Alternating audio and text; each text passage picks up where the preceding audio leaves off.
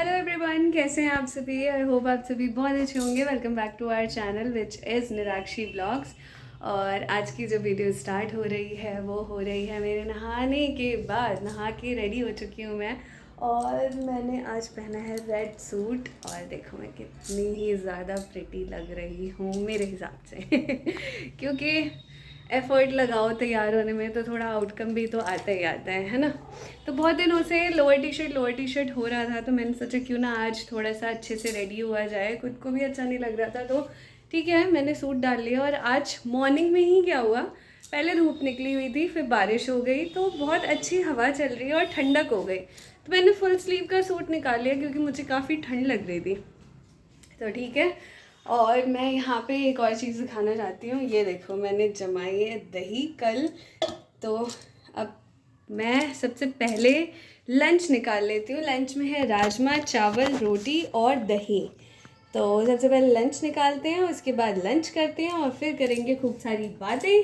और ये जो सूट है ये भी बता दूँ मैं, ये सूट भी मम्मी का है मेरी शादी के टाइम पे मॉम कह रही थी ये सूट मुझे लेने के लिए, और मुझे सिर्फ और सिर्फ कॉटन स्टफ़ अच्छा लगता है और कोई भी स्टफ़ अच्छा नहीं लगता। तो ये ना रेयॉन स्टफ़ है, तो मैंने कहा मम्मी मुझे तो नहीं लेना, ये मुझे नहीं लेना, मुझे नहीं लेना। मैंने शॉप पे ही बिल्कुल ही मना कर दिया। तो मॉम ने कहा कि ये मैं ही ले लेती हूँ फिर, क्योंकि बहुत अच्छा है।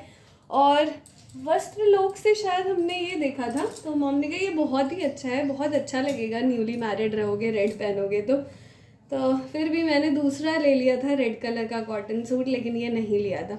एट दैट टाइम मैं काफ़ी पतली थी, तो रेयॉन फैब्रिक ना मेरे ऊपर अच्छा लगता ही नहीं था, तो कॉटन ही सही लगता था। अब ठीक है, अब अच्छा लगता है। और ये सूट मम्मी की साइज़ का सिला हुआ है, और मुझे देखो कितना सही फिट आ रहा है। आपकी आंटी बढ़ती जा रही है, मैं भी बढ़ती जा रही हूँ। ऐसा लग रहा है सारे सूट मम्मी के मुझे ले लेने चाहिए।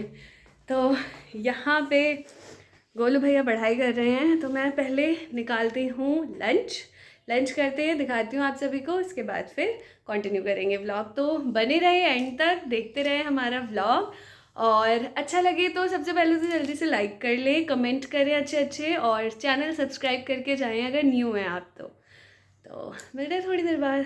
यहाँ पे देखो थाली लग गई है, राजमा रोटी चावल और आलू की भुजिया, है ना गोलू। तो खा लो और मैं भी खाती हूँ। हेलो एवरीवन, अभी हो रही है शाम, और ये देखो मेरे पास क्या है इतना सारा। इसे पोहा कहते हैं महाराष्ट्र में, जिससे पोहा बनता है, और इसे बोलते भी पोहा ही हैं, बट हम बिहारी इसे चूरा बोलते हैं, मारवाड़ी इसे चिवड़ा बोलते हैं। तो इसका ना हम बहुत अच्छा एक भुज्जा बनाते हैं। अगर आप सभी को भी अच्छा लगता हो भुज्जा तो ज़रूर कमेंट सेक्शन में बताना, क्योंकि मुझे तो बहुत अच्छा लगता है। पापा आ गए हैं, शाम हो रही है, तो मैंने सोचा है कि मैं चाय बनाती हूँ। साथ में समोसे मंगाए हैं मैंने और पापा दोनों के लिए। गोलू लेके आया लेकिन उसके लिए नहीं है, तो पापा को समोसे दे देंगे। साथ ही साथ मैं गोलू और थोड़ा सा पापा को भी देंगे भुज्जा बना के। इसके लिए मुझे हरी मिर्च काटनी है, प्याज काटना है, और थोड़ा सा इसे भुनूंगी विद नमकीन एंड ऑल मिक्स करके। बहुत ही टेस्टी बनने वाला है। चाय में पानी डल चुका है, ये देखो ये रहा, पानी डल चुका है, चाय पत्ती और भूरा डाल दिया मैंने, भूरा नहीं खांड, हाँ खांड डाल दिया। अदरक डाल देते हैं क्योंकि अदरक वाली चाय बनाएंगे। आज बारिश हो गई थी तो अदरक वाली चाय अच्छी रहेगी।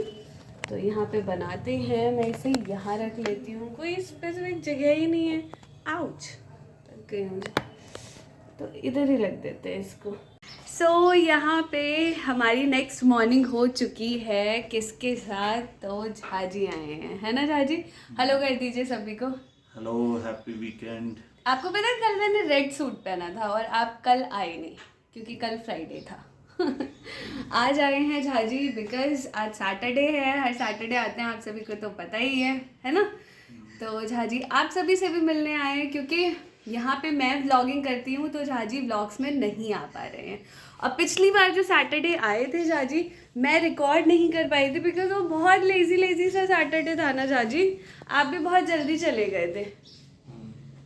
तो नहीं, पिछली बार तो मैं छोड़ने आया था, शायद संडे था उस दिन। शायद पिछले से पिछली बार रेसिपी। संडे को तो हम लोग लाइव आए थे। आप बताइएगा कब लाइव आना है। हाँ आप डेट एंड टाइम कमेंट्स में डालिए, उसके हिसाब से आएंगे तो सब बिल्कुल। साथ में। और झाजी आए हैं, जीजू आए हैं गोलू के। तो गोलू क्या बना रहा है? जूस। जूस। नहीं नहीं नहीं, बस बहुत ज़्यादा है। यहाँ देखिए गोलू ने बनाया है फ्रेश जूस फॉर जीजू, और इसने भी लिया है। तो करते हैं, ये देखिए फ्रेश जूस बनाता है गोलू, है ना गोलू? तो यहाँ झाजी पियेंगे जूस और बताएंगे कैसा है, कैसा निकाला है। सही है, मैं भी ले लेती हूँ यहाँ पे। बढ़िया है, फ्रेश है। सामने ही निकला है तो फ्रेश ही होगा। यस। यहाँ पे देखिए क्या हो रहा है। गोलू भैया पढ़ रहे हैं। गोलू अब तुझे बताना पड़ेगा भाई, पढ़ता क्या है तू? अभी क्या पढ़ रहा है? बता बता।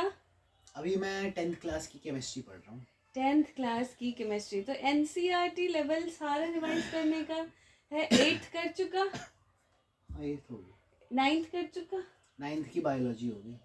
ओके, और 9th और 10th अभी बचा है। 11th 12th भी करना है सारा एनसीईआरटी। तो कॉम्पिटिटिव एग्जाम्स में गोलू भैया का संदेश ये है, एनसीईआरटी में पूरी फुल इन्फॉर्मेशन होती है गोलू, हाँ मैक्सिमम लेवल तक। मतलब 70% ले सकते हैं हम, है ना? 85%। मैंने भी कई कॉम्पिटिटिव एग्ज़ाम्स दिए हैं 12th के बाद से ही। तो उसमें सर कोई भी आपको पढ़ाएगा तो ये रहता ही रहता है कि आप पहले फोकस करें एनसीईआरटी, जो आपने स्कूल में किताब पढ़ी है। उसके बाद कोई कॉम्पिटिटिव एग्ज़ाम्स की बुक आप प्रेफर कर सकते हो और उसे सॉल्व कर सकते हो। अगर मैथ्स है प्रैक्टिस कर सकते हो, इंग्लिश है तो भी। तो प्रैक्टिस में और सारी बुक्स करें, लेकिन कोर जो है एनसीईआरटी ज़रूर पढ़ें। तो यहाँ पे जो मैं सोई सोई दिख रही हूँ ना, झाजी गए लंच करने के बाद, मैं आके यहाँ पे 2.5 घंटा सोई हूँ, है ना गोलू? हाँ 3 बजे झाजी चले गए थे, 3:15 पे आते ही सो गई। फ़ोन उठाया, फ़ोन में कुछ नहीं समझ आ रहा था क्या चल रहा है, फ़ोन लेके ऐसे सो रही थी। तो गोलू ने कहा बहन सो जा, है ना?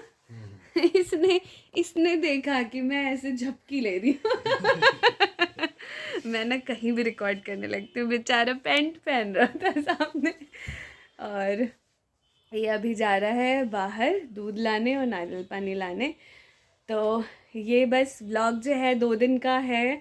आप सभी देख के बताना। कल स्टार्ट किया था व्लॉग, आज तक कंटिन्यू नहीं, मतलब आज तक कंटिन्यू ही हो रहा है, ख़त्म नहीं हुआ है।